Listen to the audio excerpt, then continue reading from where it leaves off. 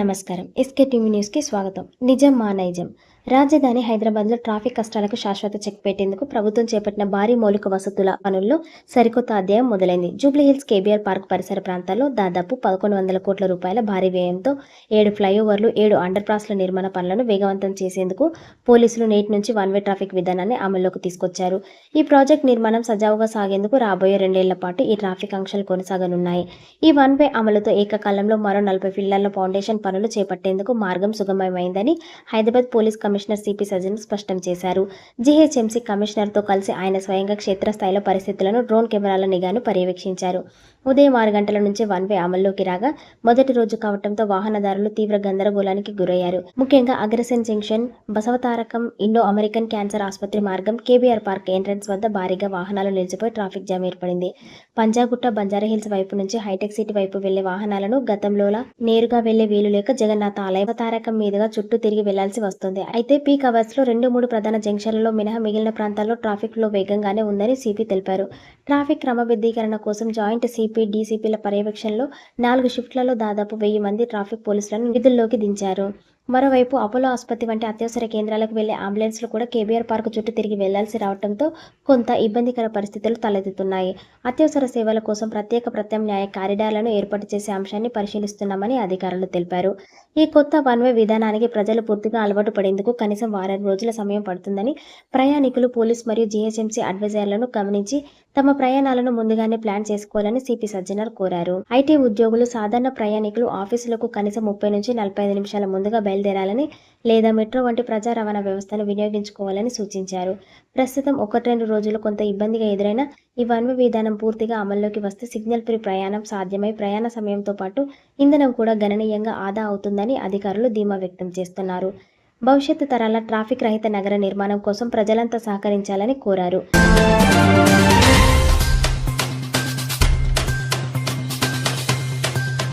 పండుగల వేళ ప్రజల ఆరోగ్యాన్ని పణంగా పెడుతున్న కల్తీ కేటగాళ్ల భారీ గుట్టును హైదరాబాద్ పోలీసులు రట్టు చేశారు. రాజధాని నగరంలో కనీవినీ ఎరుగని రీతిలో సాగుతున్న భారీ కల్తీ నెయ్యి రాకెట్ను టాస్క్ ఫోర్స్ మరియు ఫుడ్ సేఫ్టీ అధికారులు ఛేదించారు. నగర వ్యాప్తంగా ఏకకాలంలో 39 తయారీ యూనిట్లు, 91 అవుట్లెట్లు వెరసి మొత్తం 130 వ్యాపార సంస్థలపై విరుచుకుపడ్డారు. ఈ మెరుపు దాడుల్లో ఏకంగా 25 టన్నుల ప్రమాదకర కల్తీ నెయ్యితో పాటు మరో 10 టన్నుల ముడి పదార్థాలను, మొత్తంగా 36 టన్నుల సరుకును పోలీసులు స్వాధీనం చేసుకున్నారు. ఈ దాడుల్లో వెలుగు చూస్తున్న నిజాలు చూసి అధికారులు నివ్వెరపోయారు. మనం తినే నెయ్యిలో అసలు సహజ సిద్ధమైన పాలకొవ్వు అనేది బొత్తిగా లేదని తేలింది. కేవలం పామాయిల్, వనస్పతి, బొంబాయి రవ్వ, స్కిమ్డ్ మిల్క్ పౌడర్ మరియు ప్రమాదకర రసాయన ఫ్లేవర్లను కలిపి నెయ్యిలా మార్చేస్తున్నారు. మరింత భయానకరమైన విషయం ఏమిటంటే బయట నిల్వ ఉంచి ఘోరంగా ఫంగస్ పట్టిన పదార్థాలను సైతం నిర్భయంగా ఈ నెయ్యి తయారీకి ముడిసరుకులుగా వాడుతున్నట్లు గుర్తించారు. ఈ కెమికల్ నెయ్యి సాధారణ పాల నెయ్యి కంటే ఎంతో ఆకర్షణీయమైన రంగుతో, అత్యంత సువాసనతో ఉండేలా రసాయనాలు జోడిస్తున్నారని అధికారులు స్పష్టం చేశారు. ఈ కల్తీ మాయాజాలాన్ని ఎంత పకడ్బందీగా మార్కెట్లో చేస్తున్నారంటే దేశీ నెయ్యి, 100% ప్యూర్ ఆవు నెయ్యి, ఫామ్ ఫ్రెష్, ప్రీమియం వంటి ఆకర్షణీయమైన బ్రాండ్ల పేర్లతో లేబుళ్లు వేసి మార్కెట్లోకి వదులుతున్నారు. మహారాష్ట్ర, గుజరాత్, మధ్యప్రదేశ్, కర్ణాటక, యూపీల నుంచి ముడి పదార్థాలు దిగుమతి చేసుకుని హైదరాబాద్ను తయారీ అడ్డాగా మార్చుకున్నారు. ఇక్కడ నుంచి తెలంగాణ, ఆంధ్రప్రదేశ్ రాష్ట్రాల్లోని ప్రముఖ హోటళ్లు, రెస్టారెంట్, స్వీట్ షాపులు, టిఫిన్ సెంటర్లు, ఫంక్షన్ హాళ్లు, పూజా సామాగ్రి దుకాణాలకు తక్కువ ధరకే విక్రయిస్తున్నారు. అసలైన స్వచ్ఛమైన నెయ్యి ధర మార్కెట్లో దాదాపు 2,500 రూపాయలకు ఉంటే ఈ కల్తీ నెయ్యిని కేవలం 800 రూపాయలకే అమ్ముతూ భారీ ముఠా కోట్లలో దందా నడిపిస్తోంది. వరుస పండుగలు రాబోతున్న నేపథ్యంలో ఈ స్థాయిలో కల్తీ నెయ్యి పట్టుబడడం ప్రజలను తీవ్ర భయాందోళనలకు గురిచేస్తుంది. తక్కువ ధరకు వస్తుందని నమ్మి కొనుగోలు చేసి ప్రజలు ప్రాణాంతకర రోగాల బారిన పడే ప్రమాదం ఉందని వైద్యులు హెచ్చరిస్తున్నారు. ఇలాంటి నకిలీ తయారీదారులపై పీడీ యాక్ట్ వంటి కఠిన చట్టాల కింద చర్యలు తీసుకోవాలని నగర ప్రజలు కోరుతున్నారు.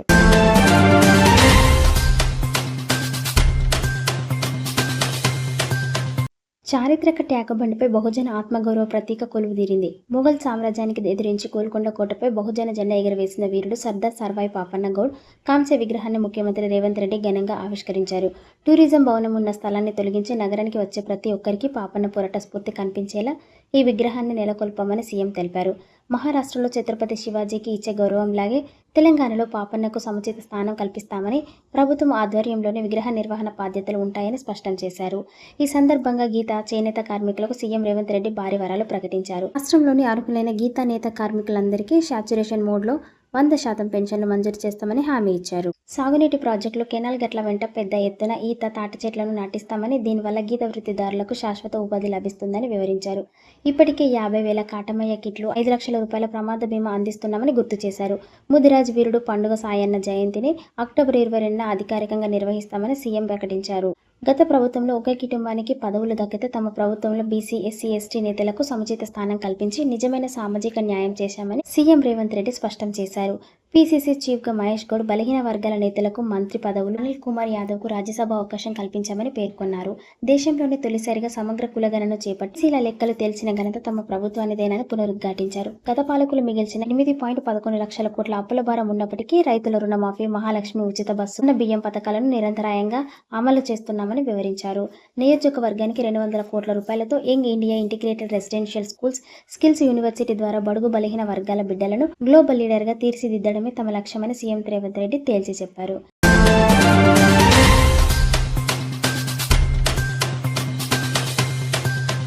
తెలంగాణ రాజకీయ ముఖ చిత్రంలో సరికొత్త రాజకీయ ప్రకంపనలు మొదలయ్యాయి. పేదలు, బడుగు బలహీన వర్గాల సాధికారతే లక్ష్యంగా తెలంగాణ రక్షణ సేన అధ్యక్షురాలు కల్వకుంట్ల కవిత సంచలన ఎన్నికల హామీని తెరపైకి తెచ్చారు.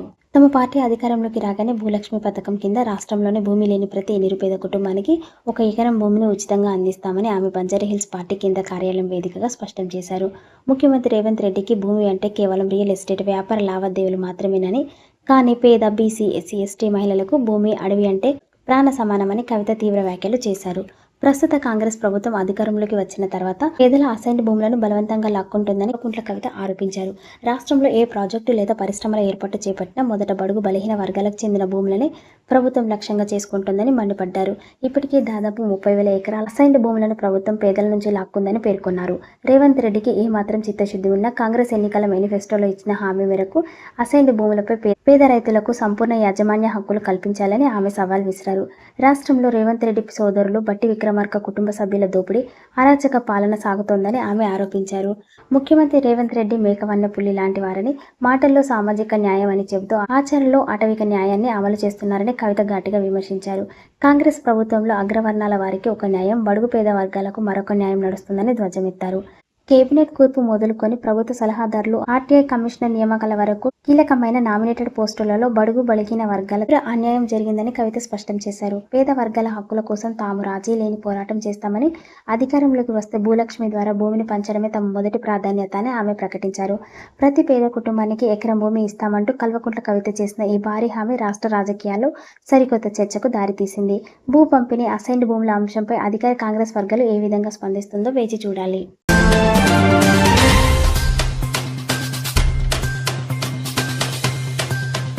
శంషాబాద్లోని రాజీవ్ గాంధీ అంతర్జాతీయ విమానాశ్రయంలో మంగళవారం సాయంత్రం తీవ్ర కలకలం రేగింది. హైదరాబాద్ నుంచి ఆంధ్రప్రదేశ్లోని భోగాపురం వెళ్లాల్సిన ఇండిగో విమానానికి బాంబు బెదిరింపు రావడంతో విమానాశ్రయ వర్గాలు ఒక్కసారిగా ఉలిక్కిపడ్డాయి. విమానంలో బాంబు అమర్చినట్లు గుర్తు తెలియని వ్యక్తుల నుంచి ఎయిర్పోర్ట్ అధికారులకు బెదిరింపు ఈమెయిల్ రావడంతో భద్రతా యంత్రాంగం తక్షణమే అప్రమత్తమైంది. బాంబు బెదిరింపు సమాచారం అందిన వెంటనే ఎయిర్పోర్ట్ సెక్యూరిటీ విభాగం ఎమర్జెన్సీ ప్రోటోకాల్ని యాక్టివేట్ చేసింది. విమానాశ్రయ భద్రతను పర్యవేక్షించే సిఐఎస్ఎఫ్ బలగాలు బాంబు డిస్పోజల్ స్క్వాడ్ రంగంలోకి దిగాయి. ప్రయాణికులను సురక్షిత ప్రాంతానికి తరలించి విమానాన్ని ఐసోలేషన్ బైక్ తీసుకెళ్లి క్షుణ్ణంగా అణువణువు సోదాలు నిర్వహించారు. అటు విమానాశ్రయ టెర్మినల్ ప్రాంగణంలో కూడా భద్రతను కట్టుదినం చేసి విస్తృత తనిఖీలు చేపట్టారు. వైపు ఈ బెదిరింపు మేలు ఎక్కడి నుంచి వచ్చింది, ఎవరు పంపించారు అన్న కోణంలో సైబర్ క్రైమ్ మరియు నిఘా వర్గాలు దర్యాప్తును ముమ్మరం చేశాయి. ఇది ఆకతాయిల పనా లేక ఏదైనా కుట్రకోణం ఉందా అనే వివరాలను అధికారులు ఆరా తీస్తున్నారు. ప్రయాణికులంతా సురక్షితంగా ఉన్నారని అధికారులు స్పష్టం చేయడంతో అందరూ ఊపిరి పీల్చుకున్నారు.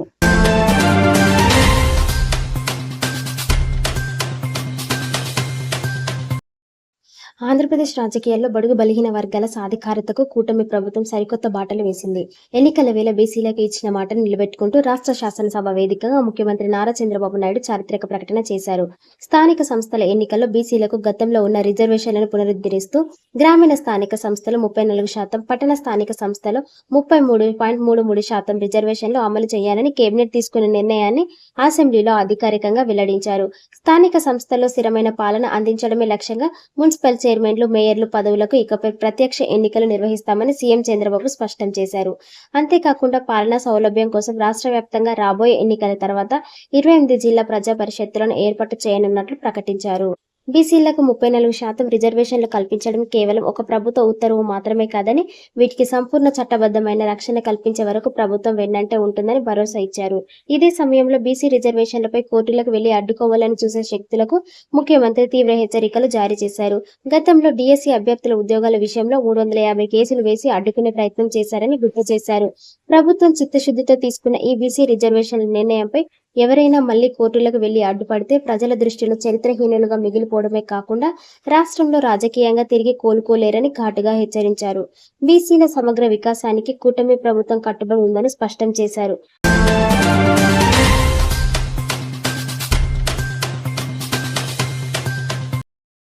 తెలంగాణ గ్రామీణ గిరిజన ప్రాంతాల సర్వతోముఖాభివృద్ధికి ప్రజాప్రతినిధులే కీలక చోదక శక్తులుగా మారాలని రాష్ట్ర ప్రభుత్వం పిలుపునిచ్చింది. రాష్ట్రంలో ఏజెన్సీ పంచాయతీలను కేవలం స్థానికంగానే కాకుండా యావత్ దేశానికి ఆదర్శంగా తీర్చిదిద్దేందుకు మహిళా సర్పంచులు ప్రత్యేక చొరవ తీసుకోవాలని పంచాయతీరాజ్ గ్రామీణాభివృద్ధి శాఖ మంత్రి సీతక్క స్పష్టం చేశారు. హైదరాబాద్లోని ఎంసీఆర్ హెచ్ఆర్డీ వేదికగా ఏజెన్సీ ప్రాంత మహిళా సర్పంచులకు ప్రారంభమైన 3 రోజుల ప్రత్యేక శిక్షణ కార్యక్రమంలో ఆమె ప్రసంగించారు. హైదరాబాద్ జూబ్లీహిల్స్లోని డాక్టర్ మర్రి చెన్నారెడ్డి మానవ వనరుల అభివృద్ధి కేంద్రం ఎంసీఆర్ హెచ్ఆర్డీలో ఏజెన్సీ ప్రాంతాల మహిళా సర్పంచుల కోసం 3 రోజుల ప్రత్యేక శిక్షణ తరగతులను ఏర్పాటు చేశారు. ఈ కార్యక్రమానికి మంత్రి సీతక్క సంప్రదాయబద్ధంగా జ్యోతి ప్రజ్వలన చేసి ప్రారంభించారు. పరిపాలనా నైపుణ్యాలను పెంపొందించడం, గిరిజన చట్టాలపై సమగ్ర అవగాహన కల్పించడం, గ్రామాల అభివృద్ధిలో మహిళా నాయకత్వాన్ని బలోపేతం చేయడమే లక్ష్యంగా ఈ శిక్షణను రూపొందించారు. ఈ సందర్భంగా సర్పంచులను ఉద్దేశించి మాట్లాడిన మంత్రి సీతక్క పీసా చట్టం యొక్క ప్రాముఖ్యతను ప్రత్యేకంగా గుర్తు చేశారు. ఏజెన్సీ ప్రాంతాలకు రాజ్యాంగం మరియు పీసా చట్టం కల్పించిన విశేష అధికారాలు, గ్రామ సభల హక్కులపై ప్రతి ప్రజాప్రతినిధికి పూర్తిగా అవగాహన ఉండాలని ఆమె సూచించారు. చట్టం ద్వారా లభించిన స్వయం ప్రతిపత్తిని, ప్రత్యేక అధికారాలను గ్రామాల అభివృద్ధికి, గిరిజనుల సంక్షేమానికి సద్వినియోగం చేసుకోవాలని స్పష్టం చేశారు. ప్రజాసేవలో ప్రతి క్షణం అమూల్యమైనదని మంత్రి సీతక్క పేర్కొన్నారు. ప్రజలు ఎంతో నమ్మకంతో అందించిన 5 ఏళ్ల పదవీ కాలాన్ని ఏమాత్రం వృధా చేయకుండా నిరంతరం క్షేత్రస్థాయిలో నిజాయితీగా, నిబద్ధతతో పనిచేస్తూ ప్రజా సమస్యలను పరిష్కరిస్తే భవిష్యత్తులోనూ ప్రజల నాయకత్వాన్ని ఆదరిస్తారని, మరింత ఉన్నత స్థానాలకు చేరుస్తారని ఆమె గుర్తు చేశారు.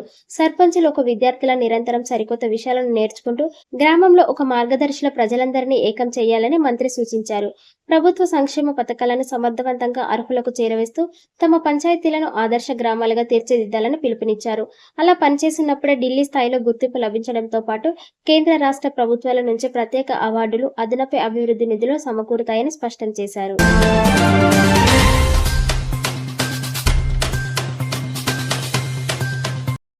ఆంధ్రప్రదేశ్ శాసనసభ వేదికగా యువత ఉపాధి నైపుణ్య అభివృద్ధిపై ప్రభుత్వం కీలక కార్యాచరణ ప్రకటించింది. రాష్ట్రంలో పరిశ్రమల అవసరాలకు అనుగుణంగా విద్యా విధానాన్ని సమూలంగా మారుస్తున్నట్లు మానవ వనరుల అభివృద్ధి, విద్య మరియు ఐటీ శాఖ మంత్రి నారా లోకేష్ స్పష్టం చేశారు.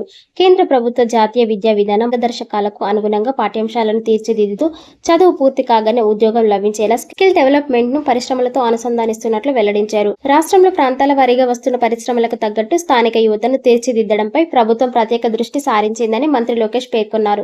ముఖ్యంగా రైజింగ్ రాయలసీమ ప్రాజెక్టు కింద ఆ ప్రాంతంలో ఫైటర్ జెట్ విడిభాగాల తయారీ, Royal Enfield, Kia, Isuzu, Hero Motors వంటి భారీ ఆటోమొబైల్ పరిశ్రమలతో పాటు సోలార్ ప్యానెల్స్, ఎలక్ట్రానిక్ తయారీ ప్లాంట్లు వేగంగా విస్తరిస్తున్నాయని తెలిపారు.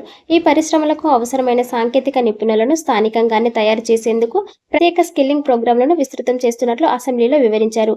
ఉభయ గోదావరి జిల్లా ఆర్థిక వ్యవస్థలో కీలకమైన ఆక్వా రంగాన్ని ఆధునీకరించేందుకు ప్రత్యేక ప్రణాళికలు సిద్ధం చేసినట్లు మంత్రి తెలిపారు. గత 15 ఏళ్లుగా ఒకే విధమైన పద్ధతుల్లో ఆక్వా సాగు జరుగుతోందని, అందువల్ల విలువ ఆధారిత ఉత్పత్తులు సాధ్యం కావడం లేదని అన్నారు. యూనివర్సిటీలు, పరిశోధనా సంస్థలు మరియు ఆక్వా పరిశ్రమలకు సమన్వయం చేస్తూ రైతులకు, యువతకు అవసరమైన అప్గ్రేడెడ్ స్కిల్ ట్రైనింగ్ అందించడం ద్వారా అంతర్జాతీయ మార్కెట్లో మరింత లాభదాయకమైన అవకాశాలు కల్పిస్తామని హామీ ఇచ్చారు.